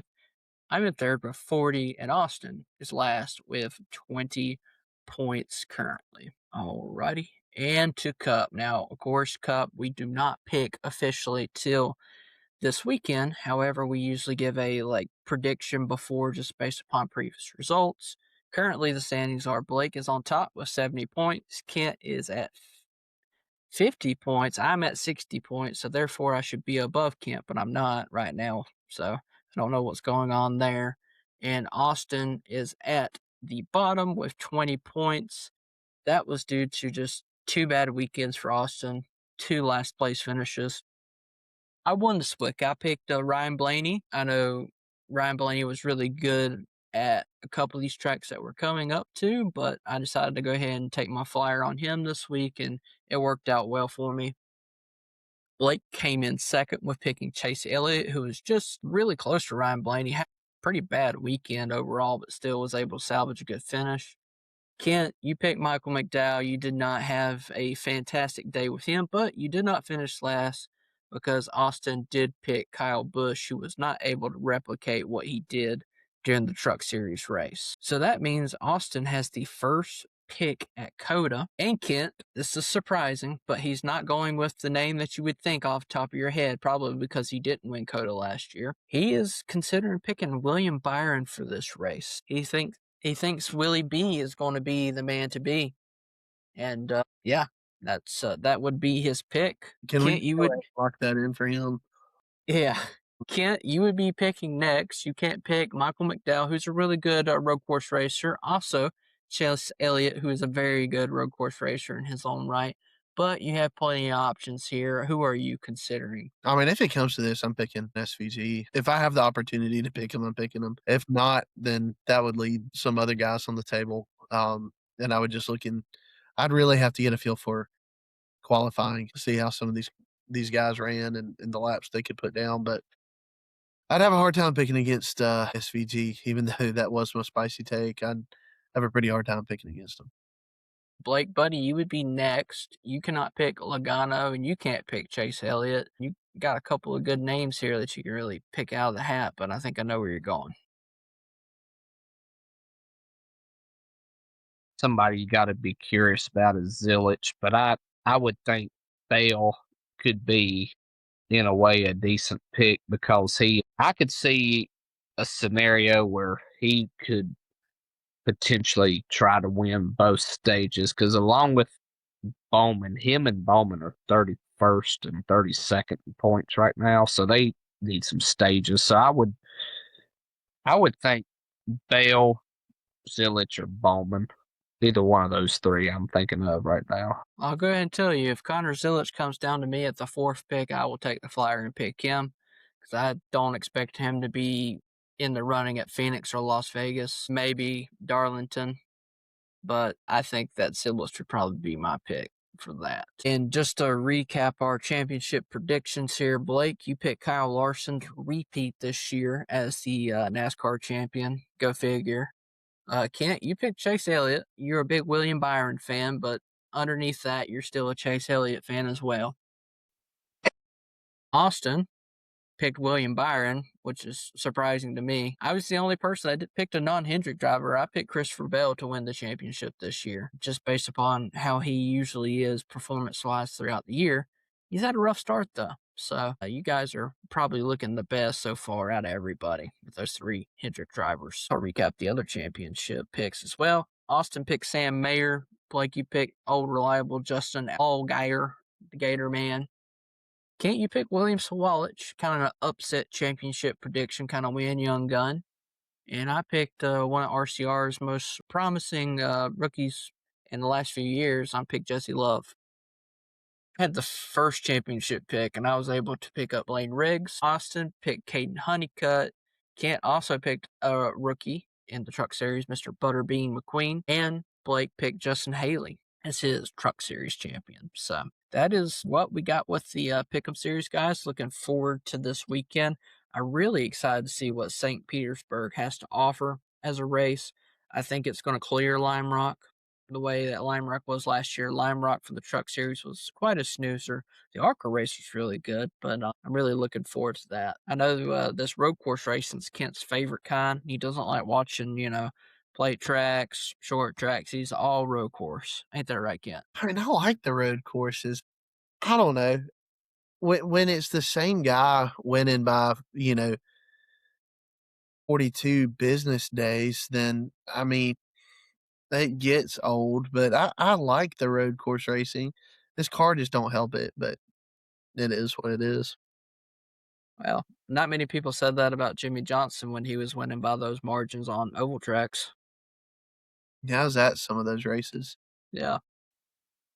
Why You try to forget about those. You kind of throw them behind the back of your head. The first Cup race I ever attended, was the fall 2005 race, not at Charlotte Motor Speedway, at Lowe's Motor Speedway. Like EchoPark. And so, I mean, yeah, it got old there for a while. I mean, my next Cup race was a 2006 All-Star race. I'll just let you Google the results. You already know. Same track, same story. Same sponsor on the car. Yeah, and they were paying. They're buying those wins. You can't convince me they weren't. That was too convenient. The Lowe's car wins every time they go to Lowe's Motor Speedway. Anyways, Are you alleging that Lowe's bought 5 championships of the 7 that Jimmy Johnson won? Is that your allegation? I'm not saying they didn't. Yeah. How many did DuPont win for Jeff Gordon? Not enough, man. should have had Pressed a a little bit harder. I hear you. Martinsville DuPont Speedway if they wanted to have the same effect. Yeah, that's fair. Honestly, or towards the end of his career, they should have named it, AARP Speedway. Yeah. All right, ladies and gents, with that, we're going to sign off. Looking forward to talking about the racing next week. Of course, check the social media. We have that ticket posted up, ready to be won by the time this podcast is out tomorrow morning. So make sure that you enter that by associating with all the people, follow everybody, and follow the rules. You're entered, and these seats are nice seats. NASCAR Rewards does not cheap out on seats. They always provide really good seats. Alrighty, we're going to sign off here.